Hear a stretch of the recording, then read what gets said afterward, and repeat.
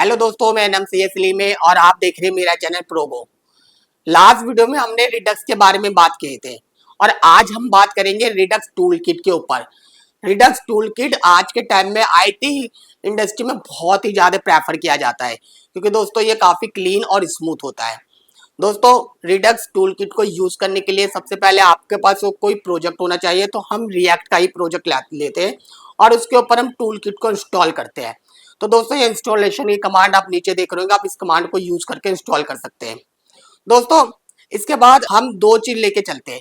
सबसे पहले हमें कार्ट कार्ट पे काम करना है, यानी कि हमारे जो भी कार्ट के जो चेंजेस होंगे वो वाले काम मैं आपको बताऊंगा। और सेकंड है हमारे नेविगेशन।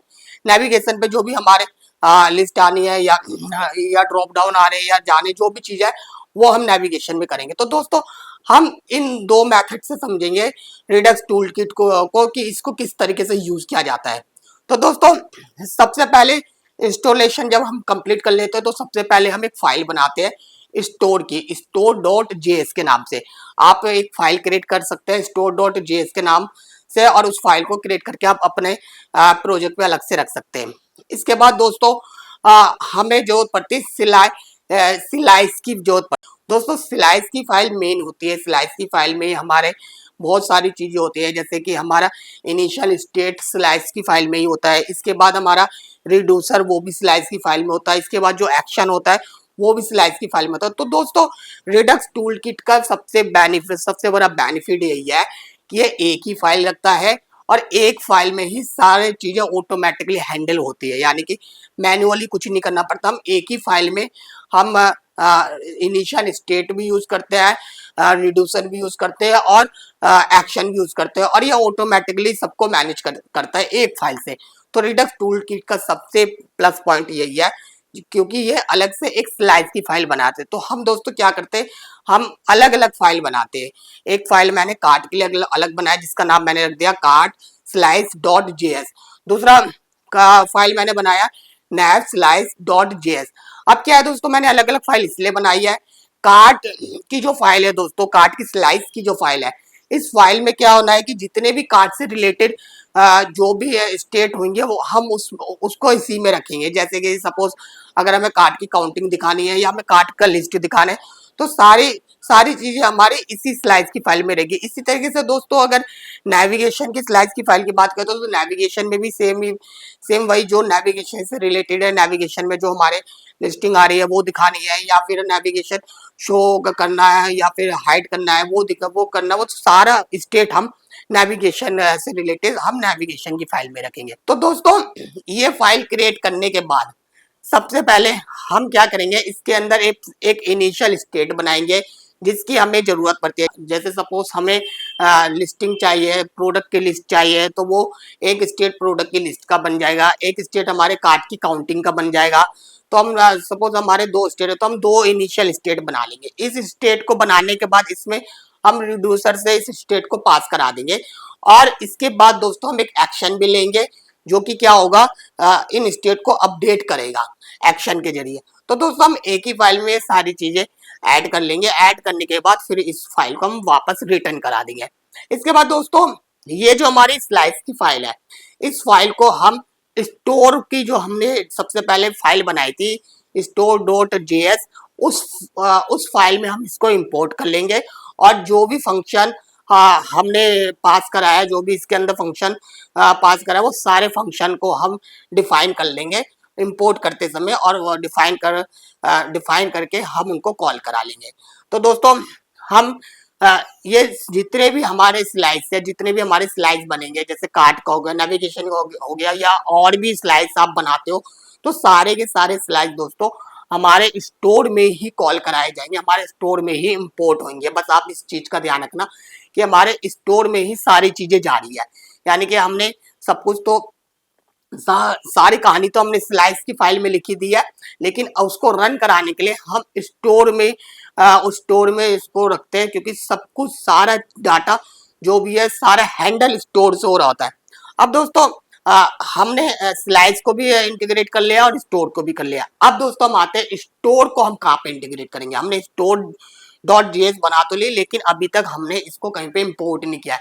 तो दोस्तों, अगर इंपोर्ट करने की बात किया जाए तो दोस्तों मैंने आपको पहले बताया था, ये होता है क्या है दोस्तों, रिडक्स क्या करता है, ये सेंट्रल बनाता है आपका, सेंट्रल जो बनाता है, और सेंट्रल में आपके पूरे प्रोजेक्ट का एक सेंट्रल बनाता है, और उस सेंट्रल में सारे स्टेट को रखता है। तो स्टेट को तो हमने स्टोर में रख दिए, अब सेंट्रल कहाँ बनाना है, वो आपका जो मेन जो फाइल होती है, जैसे कि आपकी मेन फाइल होती है index.js, तो index.js हमारी प्रोजेक्ट की मेन फाइल है जिसपे हम अपना सेंट्रल बनाएंगे। तो index.js में हम रिडक्स को इंपोर्ट करेंगे, और इंपोर्ट करने के बाद उसका जो कंपोनेंट है प्रोवाइडर का कंपोनेंट को कॉल कराएंगे, और दोस्तों उस कंपोनेंट के अंदर हम एलिमेंट रखेंगे, जो हमारे ऐप का जो एलिमेंट है वो उस कंपोनेंट के अंदर जाएगा, उसके अंदर जाएगा, अलग वो ऊपर नीचे नहीं होगा, उसके अंदर रहेगा, ताकि जितनी बार प्रोजेक्ट रन होगा, जितनी बार जो ऐप का कंपोनेंट रन होगा, तो वो प्रोवाइडर से ही रन होगा, मतलब प्रोवाइडर को पहले रन किया जाएगा, उसके बाद ऐप को किया जाएगा।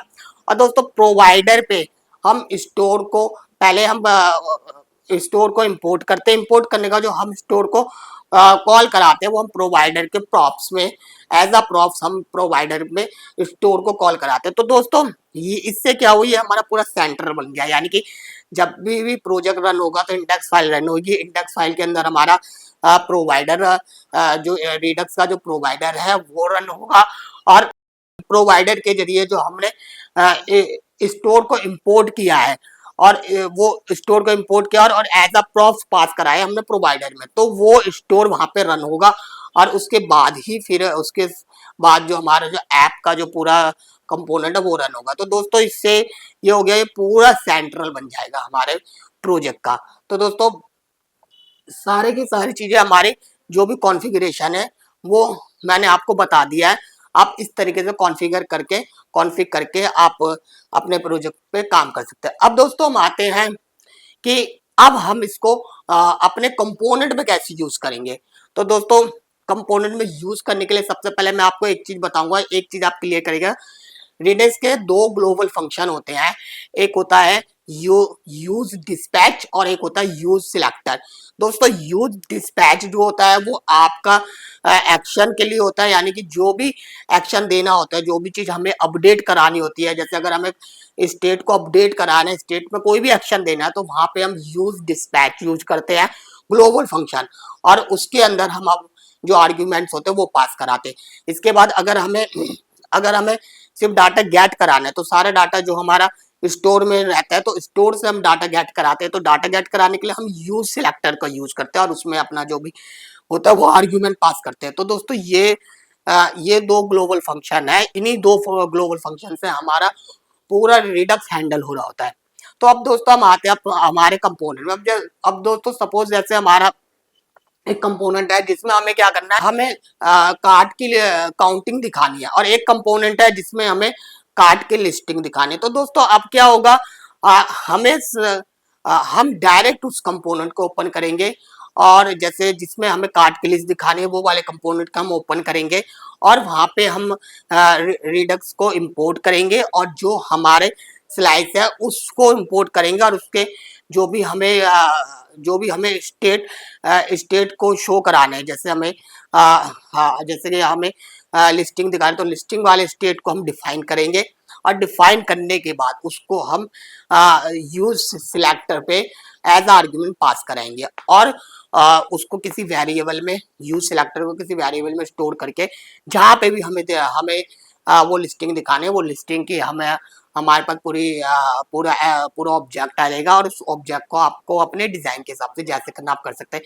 तो दोस्तों इसी तरीके से कहीं पे अगर हमें काउंटिंग दिखानी है कार्ड की, तो वहां पे भी हम ऐसे रिडक्स को इंपोर्ट करेंगे, और इंपोर्ट करके हम यूज सिलेक्टर को यूज करके जो भी डाटा है वो सारे डाटा हम काउंटिंग का वहां से शो कराएंगे। इसी तरीके इसके बाद दोस्तों अगर हमें कुछ अपडेट करना है, तो अपडेट करने के लिए हम कोई भी हैंडलर बनाते हैं, या फिर हमारी एपीआई जो रन होती है वो एपीआई की जरिए हम अपडेट कराते हैं, जो भी चीज हमें अपडेट करना है। तो दोस्तों अपडेट करने के लिए हम यूज डिस्पैच को यूज करेंगे, एक हैंडलर बनाएंगे, उस हैंडलर में हम यूज डिस्पैच को यूज करेंगे, और यूज डिस्पैच क्या करेगा, वो आपका जो भी स्टेट में डाटा को अपडेट कराना है वो डाटा को वो अपडेट कर देगा। यानी कि जैसे सपोज हमें ऐड टू कार्ट से किसी प्रोडक्ट को रिमूव करना है, तो यूजर जैसे क्लिक करता है तो वो प्रोडक्ट रिमूव हो जाना चाहिए। तो उस केस में क्या होगा कि हम एक हैंडल बनाते हैं, हैंडलर में हम उसमें अपना जो रिडक्स है रिडक्स को इंपोर्ट कराते हैं। इंपोर्ट कराने के बाद दोस्तों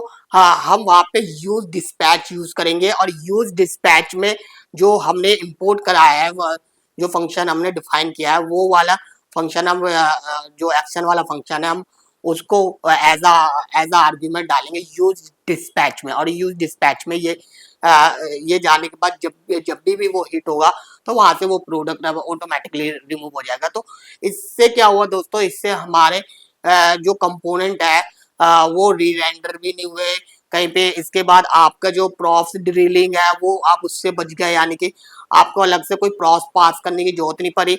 हर एक को जो भी स्टेट हमें अपडेट कराना है तो हमें प्रॉप्स पास करने की कोई नीड नहीं पड़ेगी, क्योंकि हम डायरेक्ट रिडक्स से ही स्टेट को कॉल कराते हैं और रिडक्स पे ही हम स्टेट को अपडेट करते हैं। तो दोस्तों टूल किट का ये बहुत बड़ा बेनिफिट है।